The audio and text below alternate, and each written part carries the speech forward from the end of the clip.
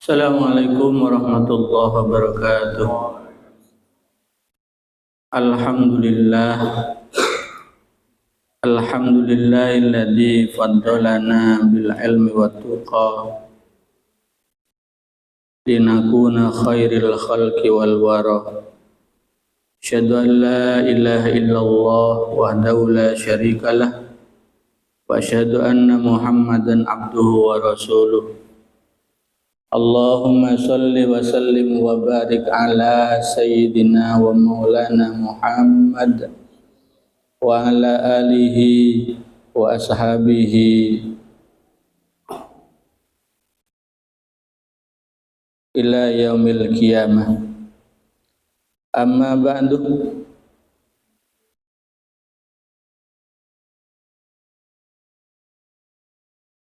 Ya ikhwan rahimakumullah.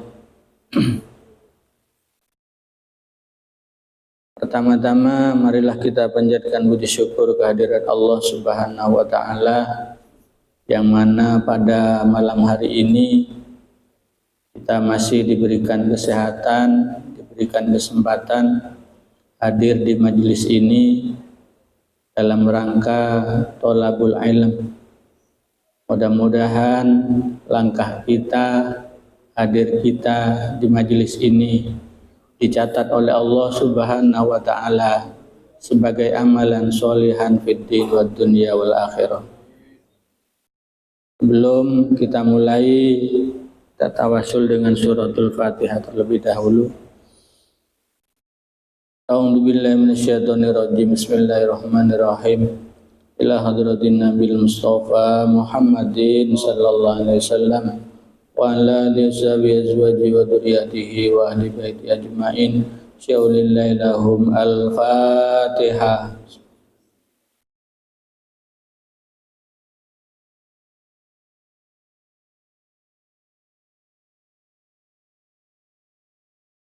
Wa ila hadrati Sultan Auliya Syekh Muhyiddin Abdul Qadir Jailani qaddasallahu sirrahu. Wa ila hadratin al-mukarram Syekh Abdullah Benar Muhammad, khususan Syekh Haji Ahmad Shuaibul Wafatul Arifin. Al-Fatihah.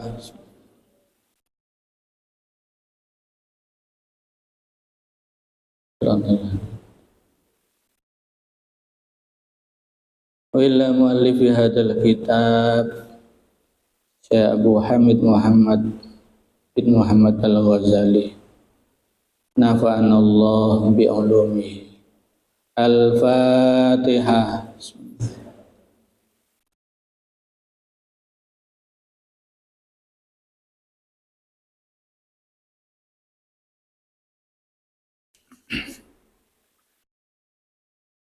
Bismillahirrahmanirrahim. Dengan menyebut asma Allah yang Maha Pengasih lagi Maha Penyayang. Qala Syekhul Imam Al-Alim Al-Allamah Hujjatul Islam wa Barakatul Anam. Telah berkata Syekh Imam Al-Alim Al-Allamah yang sangat alimnya, Hujjatul Islam, pembela Islam, wa barakatul anam, dan yang menjadi barokah bagi manusia. Siapa? Abu Hamid Muhammad bin Muhammad Al-Ghazali At-Tusi, yaitu pengarang kitab ini yaitu Abu Hamid Muhammad bin Muhammad Al-Ghazali At-Tusi. Ya, yang kita sering mengenal dengan sebutan Imam Al-Ghazali. Jadi banyak kitab-kitab yang beliau karang, termasuk yang kemarin dikaji oleh Ustadz Bakir, yaitu Ihya Ulumuddin. Qaddasallahu ruhahu, semoga Allah mensucikan ruhnya, wa nawwara darijahu, dan menyinari atau menerangi makamnya atau kuburnya. Amin. Alhamdulillah, segala puji milik Allah. Haqqa hamdi, dengan sebenar-benar memujinya.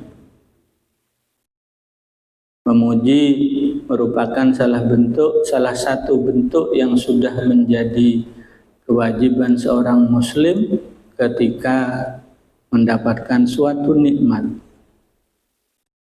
Tapi beliau mengatakan dengan haqqa hamdi, dengan sebenar-benar memujinya. Dalam bentuk lain, haqqa hamdi berarti adalah haqqa syukri, yaitu dengan sebenar-benarnya bersyukur. Yang kalau kemudian dilanjutkan dengan hubungan kita di dalam berthariqah, berarti mengembang menjadi haqqa dzikri, yaitu dengan sebenar-benarnya berzikir. Kenapa? Karena haqqa syukri wa haqqa dzikri ini saling berkaitan. Sebenar-benar zikir, sebenar-benarnya bersyukur itu saling berkaitan. Dan biasanya orang mengucapkan Alhamdulillah yuqra ba'da nailir rizqi wan ni'mah. Orang biasanya mengucapkan alhamdulillah ketika merasa mendapatkan rezeki, mendapatkan nikmat. Tetapi nikmat yang kelihatan yang sering diucapkan. Ada nikmat yang tidak terlihat. Ada nikmat yang sebenarnya kita merasakan, tetapi kita tidak merasakan. Apa? Ya biasanya kalau yang terlihat langsung dapat rezeki dalam bentuk uang, dalam bentuk hal-hal yang berupa materi, langsung besar alhamdulillahnya. Alhamdulillah. Tetapi yang setiap hari kita merasakan, yang setiap hari diberikan oleh Allah, yang setiap hari dianugerahkan oleh Allah, dari ujung kepala sampai ujung kaki, di mana kita bisa melihat, di mana kita bisa mendengar, kita bisa mencium, kita bisa berbicara, tangan kita bisa kita gerakkan, kita lambaikan, kaki kita bisa kita langkahkan. Ini yang jarang kita syukuri. Dan bahkan tidak merasa bahwa itu adalah sebuah nikmat. Makanya kenapa kok di dalam thariqah kita menyebutkan yaitu tadi ada hubungannya antara hakkus syukri dan hakkus dzikri, antara sebenar-benarnya bersyukur dengan sebenar-benarnya berzikir, karena dua hal ini akan menjadikan bentuk kita memuji, bentuk kita bersyukur kepada Allah. Idza dzakartani syakartani wa idza nasaitani kafartani. Kalau kamu sedang zikir kepadaku, tandanya kamu bersyukur kepadaku. Tetapi kalau kamu lupa tidak zikir kepadaku, berarti tandanya kamu sedang kufur kepadaku. Jadi kita sadar tidak sadar, ngakui tidak mengakui, bahwa yang sering kita rasakan sebagai sebuah nikmat itu ketika nikmat itu berupa sebuah hal yang nyata. Padahal ada sesuatu yang nyata yang setiap hari Allah berikan kepada kita, tetapi kita kurang menganggapnya sebagai salah satu bentuk nikmat daripada Allah, pemberian daripada Allah. Maka zikir ini solusinya, terutama zikir khafi. Dengan zikir khafi itulah mampu kita mengantarkan bersyukur kepada Allah atas nikmat-nikmat yang diberikan. Bersyukur atas nikmat penglihatan, bersyukur atas nikmat pendengaran, penciuman, berbicara, langkah kaki, lambai tangan, dan seterusnya. Dan kesemuanya itu menandakan adalah sebuah nikmat kesehatan. Dan ketika kita bersyukur tidak perlu memandang apakah itu sedang kita menerima bentuk hal yang besar ataupun yang kecil. Karena justru ketika kita melupakan yang kecil, berarti nanti kemudian akan menjadi melupakan yang besar. Makanya kata Rasulullah, man lam yashkur alal qalil lam yashkur alal katsir. Barang siapa yang tidak bersyukur dengan sesuatu yang kecil, maka dia berarti tidak akan bisa bersyukur dengan sesuatu yang besar. Nah, inilah maknanya haqqo hamdi, dengan sebenar-benar memuji. Walaupun beliau menggunakan kata memuji, tetapi bagi kita hakikat memuji adalah bentuk zikir kita kepada Allah. Wassalatu wassalamu ala khairi khalqihi. Wassalatu salawat wassalam dan salam ala khairi khalqihi, atas sebaik-baik makhluknya. Siapa? Muhammadin, yaitu Nabi Muhammad sallallahu alaihi wasallam. Setiap kita mau beramaliyah, kita juga senantiasa selalu dituntut dan merupakan syarat untuk kita bisa masuk kepada zikir kita, sehingga zikir kita menjadi nikmat, maka diawali dengan sholawat kepada Nabi. Awalnya diawali dengan istighfar sebagai bentuk pengakuan bahwa kita itu sangat-sangat banyak dosanya. Sering kali lupa zikir daripada banyak ingatnya. Maka kita mulai dengan istighfar. Akui bahwa kita itu banyak dosa. Rasulullah saja yang setiap hari atau yang sudah dijaga, dimaksudkan oleh Allah, beliau tidak pernah lepas daripada yang namanya istighfar. Maka setelah istighfar kemudian masuklah kepada sholawat. Nah, ini sebagai bentuk jembatan kita, bahwa kita untuk bisa wusul kepada Allah Subhanahu wa ta'ala, salah satu jembatannya adalah dengan melalui sholawat kepada Rasulullah.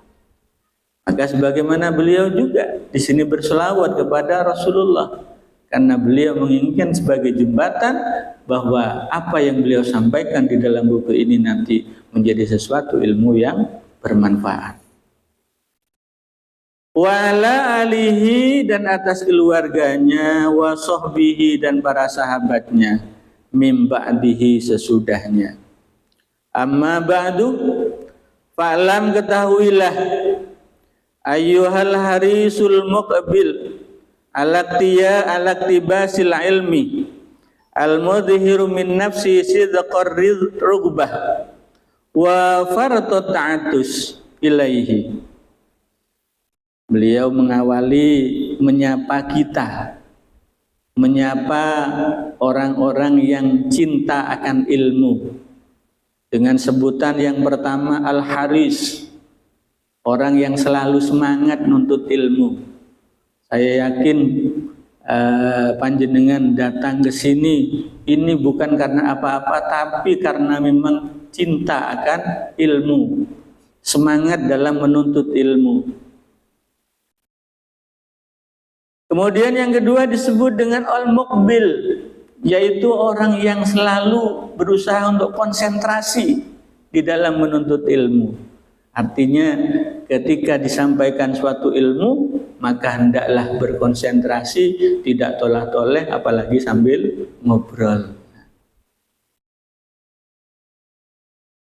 Alaktibasil ilmi, dalam rangka menuntut ilmu. Al-mudhiru min nafsi sidqar rugbah, yaitu yang tampak dalam diri. Maksudnya panjenengan semua ini sidqar rugbah, yaitu kesungguhan dalam rangka minat mencari ilmu. Saya yakin datangnya Bapak semua ini karena punya keinginan, punya semangat, punya minat yang kuat, punya kesungguhan dan tekad yang kuat untuk bertolabul ilmi, Maka beliau sapa dengan kalimat itu. Wa fardhu ta'atusi ilaihi, dan sangat hausnya pada ilmu. Jadi ada 5, al-haris yang orang bersemangat, al-muqbil orang yang berusaha untuk konsentrasi untuk ilmu, al-mudhir min nafsihi sidqar rughbah, yaitu orang yang sungguh-sungguh punya minat untuk menuntut ilmu. Wa fardhu ta'atusi, yang berikutnya adalah orang yang betul merasa haus untuk menuntut ilmu. Ini merupakan sapaan beliau kepada panjenengan semua. Tetapi di balik semua yang beliau sampaikan sebagai bentuk pujian atas kita yang datang di malam ini dalam rangka menuntut ilmu, tapi beliau juga mengingatkan kepada kita. Apa yang beliau ingatkan? Innaka, sesungguhnya kamu, in kuntah, jika kamu taqsidu, bermaksud, bitolabil ilmi, dengan menuntut ilmu ini, al munafasah, yaitu dalam rangka saingan. Insya Allah kalau di sini tidak ada. Biasanya yang ada itu di pondok-pondok, di madrasah-madrasah, sekolah-sekolah umum. Saingannya gimana? Pengen dapat ranking 1, nah, pengen nilainya tinggian. Tetapi kemudian yang tidak sehat di dalam persaingan itu apa? Ketika nilainya anjlok, dia puri. Ketika nilainya tidak baik, dia justru iri. Ketika nilainya itu tidak bagus, dia berusaha mencari sesuatu untuk menggagalkan temannya yang lebih tinggi. Nah, ini yang namanya al-munafasah, yaitu persaingan yang tidak baik. Ya. Jadi kalau sekedar persaingan dalam rangka bagus-bagusan nilai, yang pertama. Yang kedua, al-munahad, dalam rangka berbangga-bangga diri. Jadi datang ke majelis ilmu biar dirinya atau biar dalam dirinya ada rasa bangga, atau mungkin orang lain menyanjung dirinya sehingga muncul kebanggaan tersebut. Beliau mengingatkan dengan yang kedua. Atau wataqaddumu alal aqran, yaitu ingin menjadi orang yang terdepan. Nah, jadi ingin menjadi orang yang terdepan. Ini niatnya sudah, pokoknya nanti saya harus lebih baik. Nah, tapi niat baiknya ini tidak diiringi dengan nilai tulus, nilai ikhlas. Tidak. Nilai baiknya ini atau nilai rasa untuk berada di depan ini, yaitu tadi, nanti akan muncul nilai rasa bangga dalam diri orang tersebut. Atau yang keempat, wastimalatu wujuhin nasi, mencari simpati daripada manusia. Jadi datang ke majelis ilmu pengen mencari simpati manusia, dianggap orang yang terpelajar, dianggap orang yang semangat di dalam mencari ilmu. Intinya pengen dapat pujian dari orang lain. Hebat ya itu, setiap hari datang ke Mojokerto dalam rangka nuntut ilmu. Beliau ingatkan untuk kita. Wa jam'a hutamid dunya, yang terakhir dalam rangka mengumpulkan harta benda dunia. Jadi niat nuntut ilmu sudah lagi bukan lillahi ta'ala, tetapi apa? Pengen mencari, nanti memperoleh keberuntungan yang berhubungan dengan kehidupan dunia. Ya karena kalau kita di majelis sekarang berada di majelis zikir, Berarti kalau misalnya awal waktu talqin sudah ada niat yang macam-macam seperti itu dalam rangka ingin berbangga diri, yang nanti kalau sudah dikir ya orang-orang merasa bangga, oh orang itu hebat ya dikirnya, atau pengen menjadi orang-orang yang terdepan, pengen mungkin nanti saya harus bisa jadi imam. Dalam ketika kita beramaliyah atau sekedar mencari simpati manusia, pujian manusia, lebih-lebih lagi kita datang ke majelis dzikir atau misalnya kita talqin dalam rangka memperoleh kesuksesan kehidupan dunia, kata beliau, fa anta sa'in fi hadmi dinika, maka kamu telah berusaha keras menghancurkan agamamu. Lah kenapa? Lawang niat agama kok dihubung-hubungkan dengan kehidupan dunia. Tidak ada nilai ikhlas, pengen bangga, pengen mencari simpati manusia, pengen mengumpulkan nanti menjadi sukses di dalam kehidupan di masa depan. Perkara sukses itu nanti urusan Allah. Yang penting niatnya diluruskan di dalam rangka menuntut ilmu. Begitu juga ketika kita bertalqin. Maka ketika kita bertalqin ya niatkan, jangan niatkan yang macam-macam. Tapi betul-betul niatkan, difokuskan hanya memperoleh ridha daripada Allah Subhanahu wa ta'ala. Selain yang pertama fa anta sa'in fi hadbi dinika, yang kedua wa ihlaki nafsika, berarti kalian telah mencelakakan diri kalian. Karena ketika kita belajar, ketika kita menuntut ilmu itu hanya sekedar bangga-bangga mencari simpati dan lain sebagainya, itu lebih-lebih mencari atau mengkayakan diri dalam kehidupan dunia ini, berarti itu nanti akan membawa kesengsaraan tidak hanya di dunia, lebih-lebih adalah kesengsaraan di akhirat.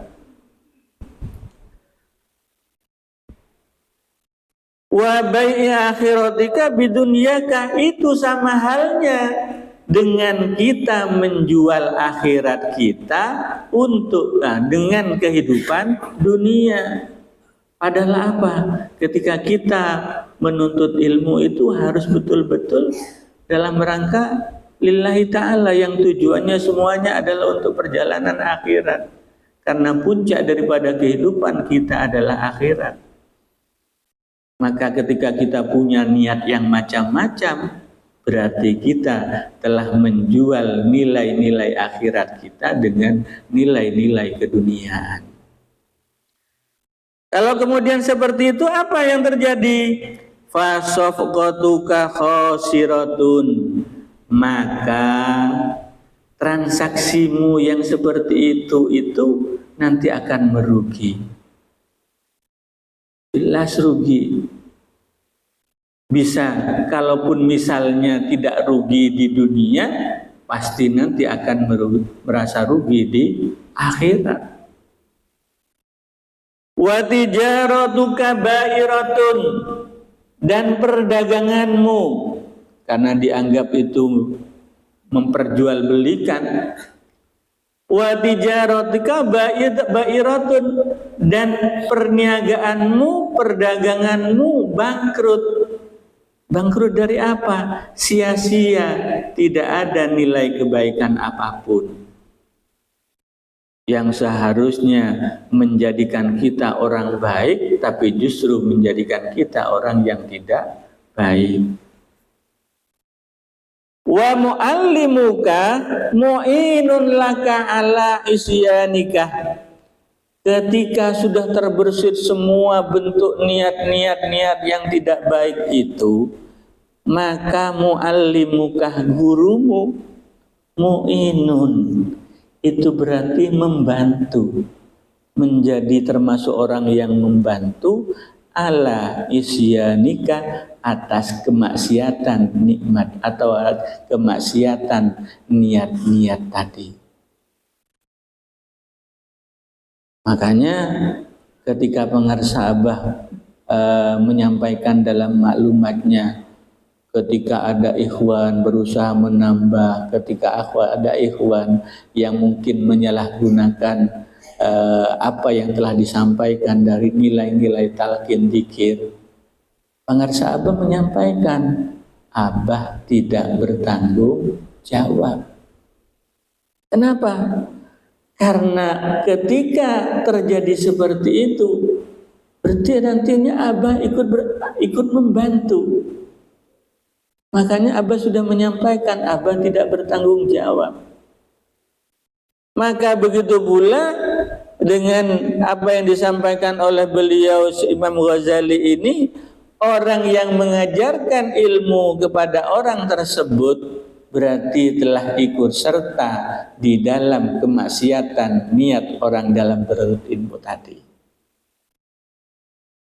Wa syarikun laka fi husranika, dia pun nanti akan turut serta di dalam kerugianmu.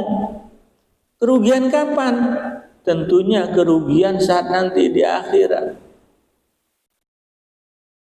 Maka sebenarnya menjadi guru itu berat. Apalagi seorang mursyid, berat sekali. Kenapa? Karena akan menanggung semua apa yang dilakukan oleh murid-muridnya. Makanya ketika suatu hari ada yang bertanya kepada Abah, Abah, kenapa Abah sampai sedemikian sepuhnya, sampai sedemikian seakan-akan begitu lelahnya? Apa jawaban Abah? Abah mikirkan ikhwan. Jadi semuanya itu dilakukan karena ikhwan. Maka tidaklah mudah menjadi seorang guru, lebih-lebih lagi adalah seorang mursyid. Wa huwa kaba'i sayfin min qati'i tariqin. Maka guru yang mengajarkan ilmu atau mursyid yang memberikan talqin, tetapi murid-muridnya itu memiliki niat yang tidak baik, apalagi sampai menyimpang, maka beliau itu diibaratkan kaba'i sayfin, seperti penjual pedang. Ala qati'i min qati'i tariqin. Menjualnya kepada siapa? Menjualnya kepada perampok. Lah yang jelas, pedang yang dijual kepada perampok, maka perampok nanti akan menggunakan untuk kejahatan.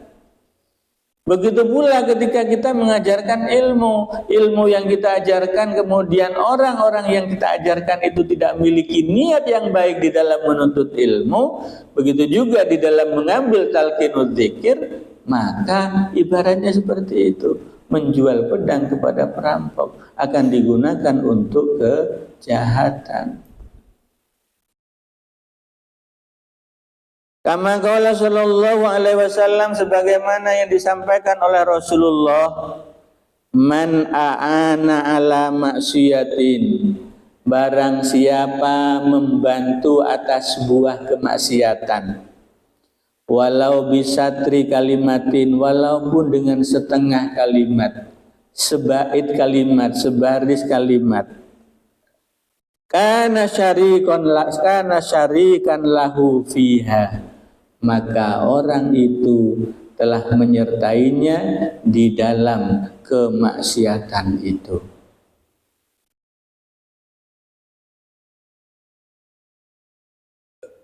Itu kalau niatnya jelek.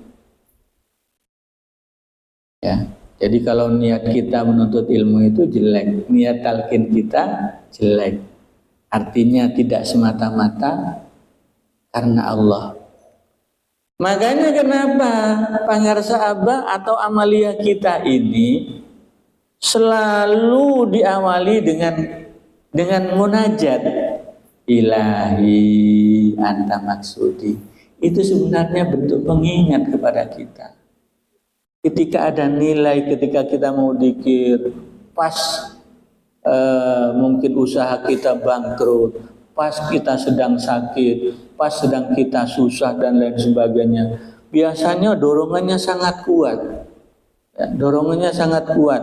Ketika sedang bangkrut-bangkrutnya memang betul semangatnya kuat untuk dzikir, tapi dengan iming-iming mudah-mudahan Allah kasih jalan. Nah, seperti itu. Nah, ini, atau ketika orang ada sedang sakit juga niatnya dzikirnya kuat, tapi apa? Ya itu tadi, pengen sembuh, bukan karena Allah. Makanya selalu Abah meluruskan dengan munajat sebelum kita dzikir, Ilahi anta maksudi, ya Allah engkau yang kami tuju. Mau dzikir khofi juga sama, Ilahi anta maksudi, ya Allah engkau yang kami tuju. Artinya ketika kita dzikir tidak berniat macam-macam, kecuali hanya satu tujuannya adalah lillahi ta'ala. Perkara yang lain-lain biarlah menjadi urusan Allah. Ketika kita belum dzikir, usaha kita bangkrut, ya sudah, tetap aja niat kita luruskan kepada Allah. Biar Allah yang memperbaiki urusan masalah usaha kita. Ketika kita sedang sakit, ya begitu, jangan ingin sembuh, tapi niatkan lillahi ta'ala, biarlah Allah yang memberikan jalan keluarnya bagaimana kita bisa sembuh.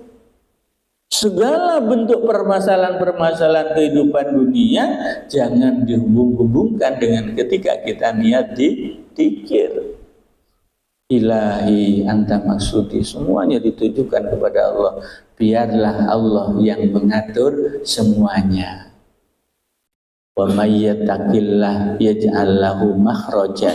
Ketika orang itu dengan dzikir itu mampu menguatkan takwanya sehingga dia mendapatkan titel takwa, maka Allah pasti akan memberikan jalan keluar atas semua permasalahan-permasalahannya. Dalam ayat yang lain, wa may yattaqillah yaj'al min amrihi yusra. Barang siapa yang bertakwa kepada Allah dengan perantara zikir itu mampu mengantarkan dirinya bertakwa kepada Allah, tidak niat lillahi, tidak niat selain lillahi ta'ala, maka Allah akan menjadikan segala sesuatu urusannya menjadi mudah-mudah. Ini harus kita yakini. Makanya ketika kita berniat dalam rangka thalabul ilmi, dalam rangka talqin, dalam rangka zikir, hadir di majelis khotaman, hadir di majelis manaqib, semuanya jangan dibelok-belokkan, tujuannya adalah lillahi ta'ala. Perkara yang lain serahkan kepada Allah. Karena apa? Ketika kita niatkan dengan yang macam-macam seperti yang disampaikan oleh Imam Ghazali tadi, niat pengen dibangga, pengen dilihat orang, pengen mencari kehidupan dunia, itu nanti akan menjadikan sesuatu yang rugi pada diri kita. Bahkan tidak hanya rugi pada diri kita, tetapi juga akan menghancurkan nilai-nilai keagamaan kita. Itu kalau niatnya tidak baik. Wa in kanat niyatuka, dan jika niatmu dalam rangka menuntut ilmu, wa qasduka, dan tujuanmu bainaka wa bainallah, antara kamu dengan Allah, min talabil ilmi, dari menuntut ilmu, al hidayah, yaitu dalam rangka memperoleh hidayah, duna mujarrad riwayah, tanpa semata-mata pengen hanya mendapatkan cerita tentang ilmu dan lain sebagainya, fabshir, maka bergembiralah. Nah, jadi kalau niatnya kita datang ke majelis ilmu itu semata-mata berharap ridho daripada Allah, dan semata-mata kemudian dengan ridho Allah itu kita mendapatkan hidayah daripada Allah, maka kata Imam Al-Ghazali, fabshir, maka nanti akan ada kabar gembira. Ada sesuatu yang akan menggembirakan. Makanya kenapa kok ketika ada orang yang pengen segera talqin tidak boleh ditunda-tunda? Kenapa? Karena orang yang akan talqin itu sebenarnya sudah mendapatkan hidayah. Jangan ditunda-tunda lagi. Pernah suatu hari pengarsa Abah menegur seorang wakil talqin. Kenapa? Karena ada orang yang minta ditalqin, kemudian dia menunda. Besok saja ya. Jadi talqinnya besok, jangan sekarang. Begitu kembali ke pondok pesantren Suryalaya, Abah langsung bilang, kalau ada orang mau talqin, jangan ditunda. Segera langsung talqin. Kenapa? Artinya berarti dia sedang memperoleh hidayah, dan artinya pula dia hatinya sedang dibuka oleh Allah. Kalau misalnya menunda, siapa tahu besoknya dia belum sempat talqin sudah keburu mati.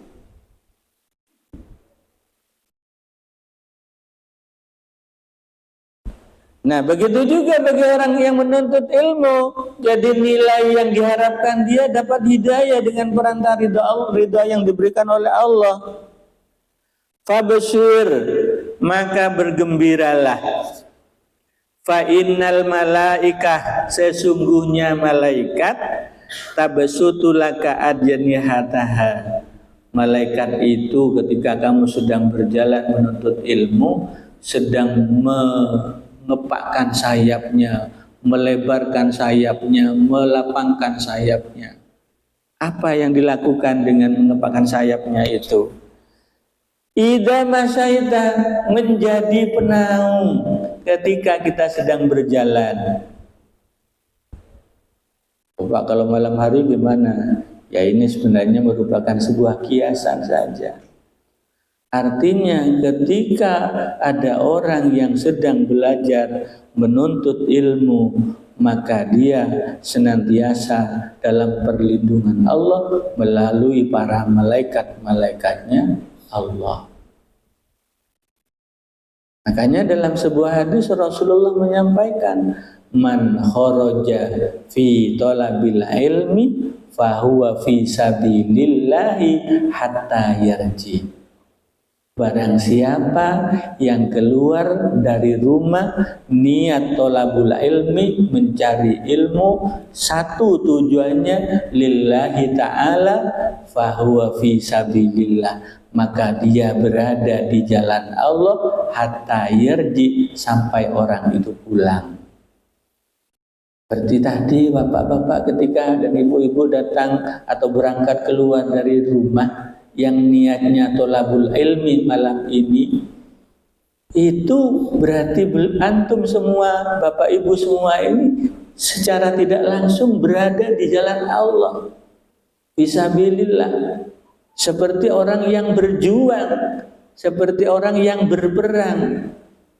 Kenapa? Apa berperangnya? Yang di rumah enak-enak nonton sinetron, enak-enak main HP, enak-enak dengan segala bentuk kenikmatan-kenikmatan fasilitas di duniawi.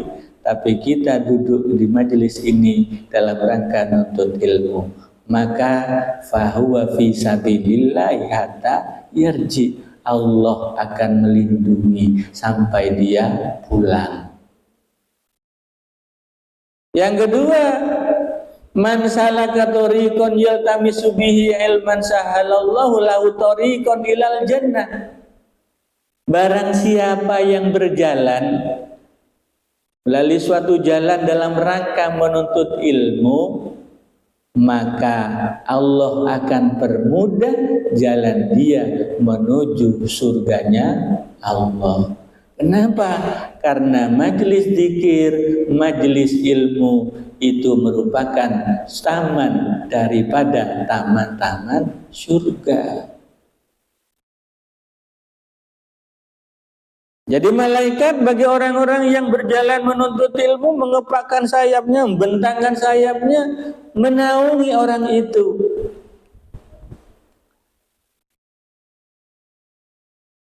Wa hitanal bahri tastaghfiru laka idza sa'aita. Dan ikan-ikan di laut tidak diberitahukan seberapa luasnya. Berarti semua lautan, tidak hanya di Indonesia, tidak hanya di benua Asia, bisa Afrika dan lain sebagainya. Semua lautan, hitanul bahri, ikan-ikan di lautan, yastaghfirulaka, tastaghfirulaka, memohonkan ampun kepada kamu. Maksudnya orang-orang yang menuntut ilmu. Berapa jumlah ikan di lautan tidak bisa kita menghitungnya. Jadi malaikat akan selalu melindungi, ikan-ikan akan selalu memohonkan ampun ketika kita menata niat hati kita dalam rangka thalabul ilmi semata-mata lillahi ta'ala. Maka setiap datang mau kajian entah fikih ataupun tasawuf majelis ini yang tiap Senin, maka sebelum berangkat kita harus bisa menata niat. Ucapkan ilahi anta maksudi, ya Allah engkau yang aku tuju, ya Allah. Munculkan nawaitu talabul ilmi lillahi ta'ala, saya niat menuntut ilmu semata-mata lillahi ta'ala. Kalau ada tetangga yang menyapa gimana? Mau kemana? Mau ngaji? Nah ini kadang-kadang jadi kerentak dalam hati. Ya, jadi kerentak dalam hati. Akhirnya apa? Ketika melangkah, berarti saya lebih baik daripada orang itu. Orang itu di rumah tidak ngapa-ngapain, tapi saya berangkat menuju Mojokerto dalam rangka thalabul ilmi. Nah ini hebatnya setan di sini. Dengan niat yang sebenarnya kita mau keluar dari rumah itu sudah bagus, tetapi ketika disapa orang, muncullah istimalah wujuhin nas, pengen dapat simpati, caper kepada orang. Nah ini begitu gampangnya setan itu menjerumuskan kita dengan sebuah nilai kebaikan. Nilainya baik pertamanya, tapi begitu kita sudah berjalan, ada sesuatu yang terdetak dalam hati. Nah ini, makanya kenapa kau disebut dengan hati? Hati itu bahasa Arabnya kolbun. Kolbun itu bolak-balik. Gampang dibolak-balik. Siapa yang membolak-balik? Satu adalah Allah, yang kedua setan. Kalau Allah yang membolak-balik hati kita, insya Allah akan baik. Tapi kalau setan yang membolak-balik hati kita, inilah yang akan menjerumuskan kita ke dalam sesuatu yang merugikan, bahkan tidak bernilai sebuah pahala di sisi Allah Subhanahu wa Ta'ala. Ini hebatnya setan. Walakin yang bagi laka, tetapi patut bagi kamu anta'lam, untuk kamu ketahui. Apa yang harus diketahui? Qabla kulli syai'in, sebelum segala sesuatu, annal hidayata, bahwa hidayah itu allati hiya samratul ilmi, yang merupakan buahnya ilmu. Kalau dalam rangka menuntut ilmu, kalau dalam rangka zikir berarti buahnya zikir. Allati hiya samratul ilmi, yang merupakan buahnya ilmu, laha bidayatun wa nihayatun, mempunyai permulaan dan mempunyai penghabisan. Artinya ada start, ada finish. Berarti kalau kita sedang talqin, kapan mulai startnya hidayah Allah itu mulai muncul? Ya ketika talqin. Kapan bidayahnya itu akan sampai? Ya masih berproses. Kapan? Ya ketika mati. Karena disitulah batas puncak daripada perjalanan kita dalam rangka memperoleh hidayah, dalam rangka ibadah, dalam rangka takwa kepada Allah Subhanahu wa Ta'ala. Maka ketika kita menuntut ilmu dan sudah dibarengi dengan nilai-nilai hidayah, itu sebenarnya ada awalannya. Awalannya di mana? Yaitu tadi salah satunya menata hati dan niat kita untuk betul-betul dalam rangka lillahi ta'ala. Jadilah bidayah wa nihayah, bahwa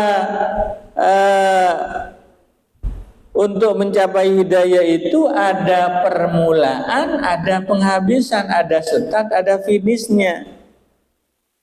Wa dhahirun wa batinun, ada sisi dohir, ada sisi batin. Makanya kenapa kok dalam dikir kita ada dikir khafi, ada dikir jahar. Dikir jahar untuk sisi dohir, dikir khafi untuk sisi batin.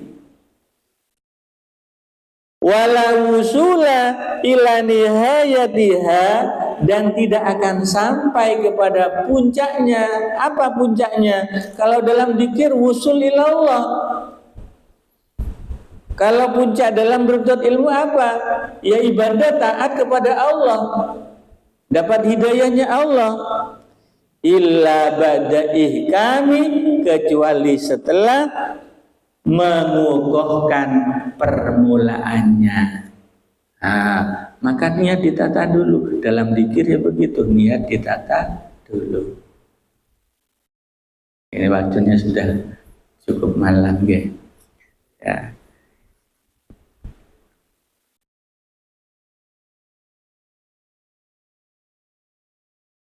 Sedikit saja.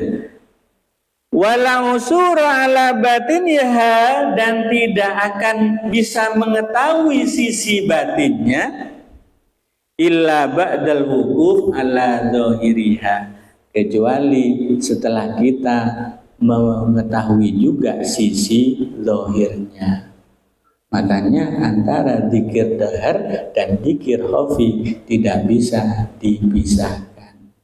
Ketika kita dzikir jahar, khafi harus ikut. Ketika kita dzikir khafi, gimana? Ya dengan sendirinya kalimat apa yang ada di dalam dzikir jahar itu akan berjalan. Dari dua sisi ini akan selalu mempengaruhi. Makanya dzikir khafi dan dzikir jahar saling berpengaruh, saling berkesinambungan. Mungkin itu saja yang bisa kami sampaikan. Kurang lebihnya mohon maaf. Ihdinas siratal mustaqim. Assalamualaikum warahmatullahi wabarakatuh.